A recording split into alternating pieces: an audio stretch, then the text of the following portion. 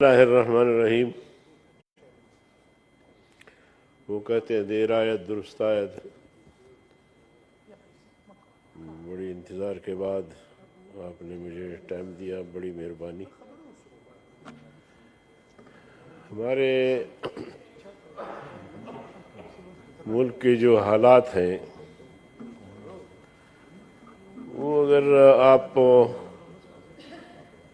ایک عام شہری سے بھی پوچھیں، کسی دیہاتی سے بھی پوچھیں، تو وہ آپ کو بتائے گا کہ آپ کی پالیسیاں درست نہیں۔ آپ سب جانتے ہیں کہ سوویت یونین افغانستان میں آیا، ہر ایک کی اپنی رائے تھی۔ کچھ لوگوں کی رائے یہ تھی کہ وہ افغانستان نہیں بلکہ گرم ساحل تک پہنچنے کے لیے آیا ہے، اور ایک یہاں ذہن بنایا گیا کہ امریکن یہ عیسائی ہے، اسرائیل یہ یہودی ہے، اہل کتاب ہے، ان کے ساتھ مسلمان کا نکاح بھی جائز ہے، اور سوویت یونین اور یہ دہریے ہیں اور نرے کافر ہیں، تو ان سے امریکن بہتر ہے۔ تو یہ ساری چیزیں جو ہے نا اس وقت یہاں پیدا ہوئی اور سامنے آئی۔ پھر جس طرح جو مزاحمت کاری ہوئی افغانستان کے اندر سے، اسی طرح باہر سے بھی پوری دنیا یا وہ مسلمان جو جذبہ جہاد رکھتے تھے وہ امڑ کر آئے۔ ڈالر کس نے دیے، کیا ہوا، اس تفصیل میں نہیں جانا چاہتا، یہاں باتیں بہت ہوئی ہیں۔ لیکن سوویت یونین کو شکست ہوئی، اور شکست بھی ایسی کہ سوویت یونین جاتے جاتے تحلیل ہو گئی۔ آج سوویت یونین کے نام سے کوئی ریاست نہیں ہے دنیا میں۔ اس کے بعد پھر حالات اسی طرح رہے، یہاں پھر تنظیمیں بنی، جہادی تنظیمیں، مزاحمت کار، اور پھر آگے چلتے چلتے امریکہ کو خیال آیا کہ میں افغانستان کو ٹھیک کروں گا۔ جو حکومت بنی تھی سوویت یونین کے بعد، اس کے خلاف اس نے 9/11 کا ڈرامہ رچایا، اور ایک مہینے کے اندر اندر جو ہے وہ افغانستان پر حملہ آور ہوئے، نیٹو افواج کو ساتھ لے کر۔ 26 یا 48 نیٹو افواج، اور بدقسمتی یہ ہوئی جناب ڈپٹی چیئرمین صاحب، میں توجہ چاہتا ہوں، میں زیادہ نہیں بولوں گا۔ بدقسمتی یہ ہوئی کہ جنرل پرویز مشرف جو ایک منتخب حکومت کو برخاست کر کے جبری طور پر قابض ہو گیا تھا پاکستان کی حکومت پر، اس نے بھی امریکہ اور نیٹو کے افواج ساتھ دینے کا اعلان کر دیا۔ اور میرے خیال میں آپ تاریخ اٹھا کے دیکھیں گے، جمعیت علماء اسلام واحد جماعت تھی پاکستان کی جس نے جنرل پرویز مشرف کے اس فیصلے کو چیلنج کیا، اور مولانا فضل الرحمان صاحب پہلے دن جب امریکہ نیٹو نے حملہ کیا افغانستان پر، وہ نظر بند ہوئے، اور میرے پیچھے بھی وارنٹ تھے، لیکن میں نکلنے میں کامیاب ہوا، اور چاروں صوبوں میں میرے وارنٹ تھے، اور میں کبھی سندھی ٹوپی پہن کے، کبھی سفید، کبھی چترالی آپ کی ٹوپی، تو اس طرح پورے ملک میں نے جلسے کیے، لاہور آپ کے سوات تک، اور ملتان اور کراچی، ہر جگہ، پشاور تک اللہ کے فضل سے پہنچے۔ اور اس موقع پر میں نے ایک بیان دیا، اور سوچ سمجھ کے بیان دیا، پی ٹی آئی کی طرح نہیں، سوچ سمجھ کے بیان دیا، اور اس کے عواقب کو بھی سامنے رکھتے ہوئے بیان دیا۔ یہ جو آج چیختے ہیں نا، چلاتے ہیں، یہ سوچ سمجھ کے بیان نہیں دے رہے کہ ان بیانات کے نتائج بھی ہو سکتے ہیں۔ میں نے سوچ سمجھ کے یہ بیان دیا کہ جنرل پرویز مشرف کہتا ہے کہ جو فیصلہ میں نے کیا ہے نیٹو کے حصہ بننے کا، پوری قوم میرے ساتھ ہے۔ تو میں نے کوئٹہ میں کانفرنس کی، میں نے کہا جنرل صاحب قوم تو کجا، قوم کہاں آپ کے ساتھ تو فوج میں نہیں ہے۔ کہاں گیا جنرل عثمانی، کہاں گیا جنرل عزیز؟ اور آج میرے معلومات یہ ہے کہ مصحف علی میر جو ایئر چیف تھے وہ بھی 12 دن سے ہاؤس اریسٹ ہے۔ اس نے انکار کیا تھا کہ ہم ایئر بیس نہیں دیں گے امریکہ کو، کہ امریکہ یہاں سے بیٹھ کر جو ہے وہ افغانستان پر حملہ کرے۔ تو کہاں ہے آپ کے ساتھ؟ فوج بھی نہیں ہے، تو آپ کہتے ہیں کہ پوری قوم۔ اور جناب اس پر وہ ناراض ہو گئے، اور مجھے پتا تھا کہ کیا ہوگا، لیکن سچ بات یہ تھی جو آج کہا گیا نا کہ سچ کہنا چاہیے، سچ بات یہ تھی کہ میں نے نہ دکھایا۔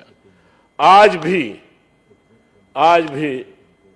جنرل قادر زندہ ہے، اور اس نے مجھے بتایا کہ مجھے طارق عزیز کا فون آیا کہ یار یہ منسٹر رہا ہے، یہ ایم پی اے رہا ہے، ایم این اے رہا ہے، کوئی کرپشن کا کیس لگا کے اس کو گرفتار کرو۔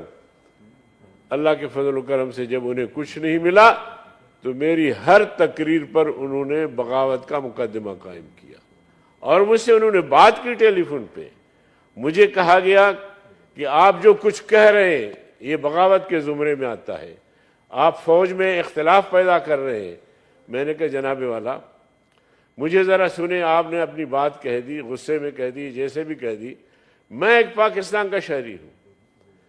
آپ اگر شب خون مارے، آپ ایک ادارہ ہے، آپ کا آئین نے حدود متعین کی ہے، لیکن آپ شب خون مار کے اقتدار پہ قبضہ کر کے پالیسیاں بنائیں، تو پھر ایک پاکستانی کی حیثیت سے مجھے یہ حق پہنچتا ہے کہ میں آپ کی پالیسیوں سے اتفاق کروں یا اختلاف کروں۔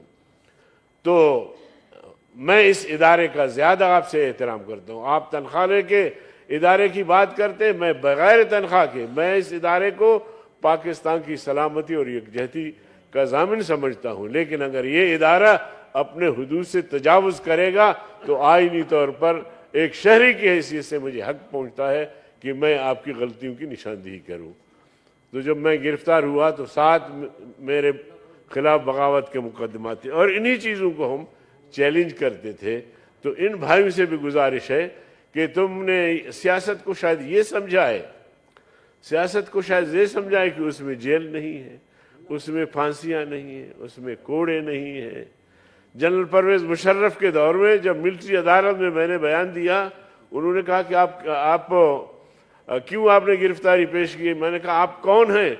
اس نے کہا یہ ملٹری عدالت ہے۔ میں نے کہا جناب والا اگر ملٹری کو عدالت سمجھتے تو پھر جیل بھرو تحریک ہم کیوں شروع کرتے؟ 1 سال قید با مشقت اور 10 کروڑوں کی سزا سنائی۔ جو بات آدمی کرے تو اس کے انجام سے بھی اس کو خبر ہونا چاہیے کہ میرے ساتھ یہ کچھ ہو سکتا ہے۔ پھر ان کے دور میں جب ہم نے اسٹیبلشمنٹ کو چیلنج کیا، یہ تو شو پیس تھے، اسٹیبلشمنٹ کو چیلنج کیا جو پھر ہم پہ گزرے، جب ہم نے ان کو للکارا، جب ہم نے بالمشافہ ان کو شٹ اپ کال دی، تو سمجھ رہے تھے کہ اس کے نتیجے میں کیا ہونے والا ہے ہمارے ساتھ، لیکن اللہ کے فضل و کرم سے اس کے انجام سے ہم واقف تھے کہ ہمارے ساتھ قید بھی ہو سکتا ہے، ہمیں مار دیا جاتا ہے، ہمیں ہماری اولاد کو اٹھایا جا سکتا ہے۔ یہ ساری چیزیں سمجھ کے ہم نے ان سے ٹکر لی، اور پھر میں نے بیان دیا کہ اگر آج کے بعد احتساب عدالت نے سیاستدانوں کی پگڑیاں اور بالخصوص مولانا صاحب کی پگڑیاں اچھالنے کا جو سلسلہ ہے یا رویہ ہے وہ نہیں روکا تو ہم JHQ کے سامنے جا کے احتجاج کریں گے۔ تو کیا اس کے انجام سے ہم باخبر تھے؟ بی بی آپ تشریف رکھیں، اپنی باری پہ بولیں، آپ اس سے سخت بولیں، جی سینیٹر صاحب آپ کے پلیز، خلاف بولیں۔ جی سینیٹر آپ نے صاحب، جو کچھ کہا میں نے کچھ نہیں کہا، آپ کو میں بھی بول سکتا تھا۔ سینیٹر صاحب پلیز، آرام سے بولیں، آرام سے بیٹھے۔ اور یہ آپ کا جو قائد حزب اختلاف ہے وہ کم از کم اپنے کارکنوں کو سمجھائے، وہ میرے پاس آئے کہ مولانا صاحب آپ نے سخت بیان دیا ہے. میں نے کہا کون سا سخت بیان ہے؟ کہتے کہ آپ نے کہا ہے کہ اگر ایسا ہوا ویسا ہوا تو JHQ کے سامنے ہم مظاہرہ کریں گے. میں نے کہا میں نے بیان دیا ہے, میں اس پر قائم ہوں. میں آج تمہیں کہتا ہوں, تم ذمہ دار لوگ ہو. ہم نہیں سمجھتے کارکن ہے, سیاسی کارکن ہے, ہم نہیں سمجھتے کہ نیب کے پیچھے کون ہے. نیب کے پیچھے آپ ہیں. اگر آج کے بعد, میں آپ کو بتانا چاہتا ہوں کہ آج کے بعد اگر یہ سلسلہ رکے گا نہیں تو ہمارا مظاہرہ JHQ کے سامنے ہوگا. اور اللہ کا فضل و کرم ہوا کہ اس دن سے لے کر آج تک, بابا یہ سرفرے ہیں چھوڑو ان کو. تو جناب چیئرمین, میں اس لیے ان دوستوں سے عرض کرنا چاہتا ہوں کہ وہ بات کرو جو تم اس کے متحمل ہو, جو اس کو برداشت کر سکو. پھر چیخو چلاؤ نہیں, پھر رو نہیں کہ ہمارے ساتھ یہ ہوا, ہمارے ساتھ یہ تو ہونا ہے پھر. تو اس لیے میں سمجھ رہا تھا جناب چیئرمین کہ یہ جو پالیسی ہے ہماری, کنکلوڈ کریں چاہے وہ سوویت یونین کے آنے کے وقت بنی یا پھر امریکہ کے نیٹو افواج کے وقت بنی پاکستان کی پالیسی, اس پالیسی نے یہاں تباہی لایا. میں آج بھی کہنا چاہتا ہوں کہ آپ اپنا خارجہ پالیسی آزاد خارجہ پالیسی بنائیں. جب تک آپ کا خارجہ پالیسی آزاد نہیں ہوگا یہ مشکلات آپ کو درپیش ہوں گے. کبھی آپ امریکہ کا لحاظ رکھیں گے, کبھی مغربی دنیا کا, کبھی اسرائیل کا, کبھی بھارت کا. تو یہ دہشت گرد, یعنی ریاست ہے.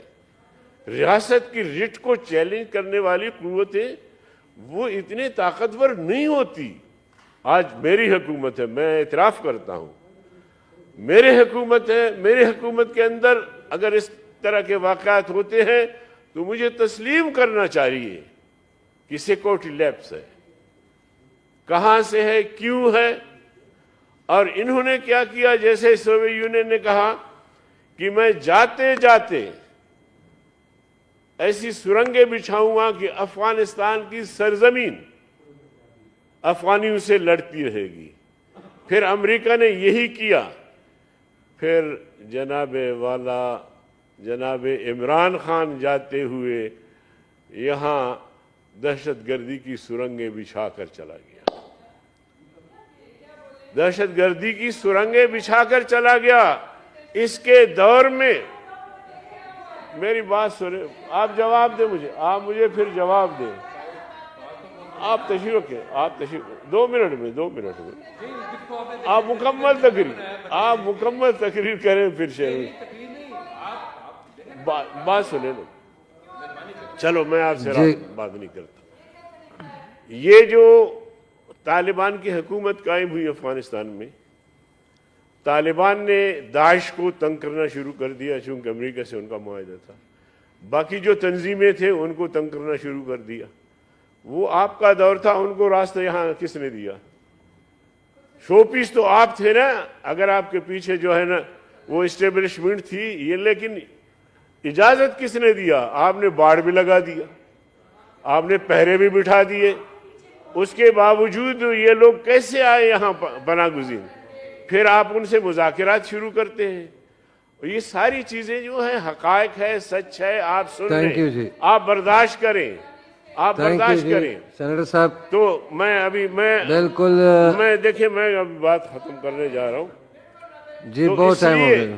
اس لیے میں چاہتا ہوں کہ عمران خان بھی بیٹھے, زرداری صاحب بھی بیٹھے, شہباز شریف صاحب بھی بیٹھے, مولانا فضل الرحمان, جتنے بھی سیاسی جماعت ہیں وہ سب بیٹھے, پوری قیادت بیٹھی. یہ ملک کا مسئلہ ہے, یہ ان کا مسئلہ نہیں ہے, یہ میرا مسئلہ نہیں ہے, یہ ملک کا مسئلہ ہے. جب ملک کا مسئلہ ہے تو پھر اس کے لیے بیٹھے. اور میں ابھی بھی کہنا چاہتا ہوں کہ جب تک آپ کی آزاد خارجہ پالیسی نہیں ہوگی یہ چیزیں چلتی رہیں گی. جب تک آپ عزم کے ساتھ دو ٹوک فیصلے نہیں کریں گے. مجھ پہ حملہ نہیں ہوا, 26 ساتھی میرے شہید ہوئے, گاڑی کے اندر 3 لوگ شہید ہوئے. کیا جرم تھا میرا؟ مولانا فضل الرحمان صاحب پہ 3 خودکش حملے ہوئے، ان کے بیٹوں پر ہوئے، گھر پر ہوئے، کیا قصور تھا ہمارا؟ دیکھیں میں تو آپ کے لیڈر کا نام نہیں لے رہا کہ آپ کے لیڈر نے مجھ پر حملے کروائے طالبان سے مل کر، میں تو عام بات کر رہا ہوں۔ چیئرمین صاحب مجھے آپ اجازت دیں، ادھر آپ شور کرواتے ہیں، پھر ادھر آپ مجھے بولنے نہیں دیتے۔ نہیں پلیز آپ بات نہ کریں، پلیز کروا دیں نا سینیٹر صاحبہ پلیز۔ میں اس لیے یہ بات رکھ رہا ہوں چیئرمین صاحب کہ ریکارڈ میں یہ بات رہے کہ ہم نے اس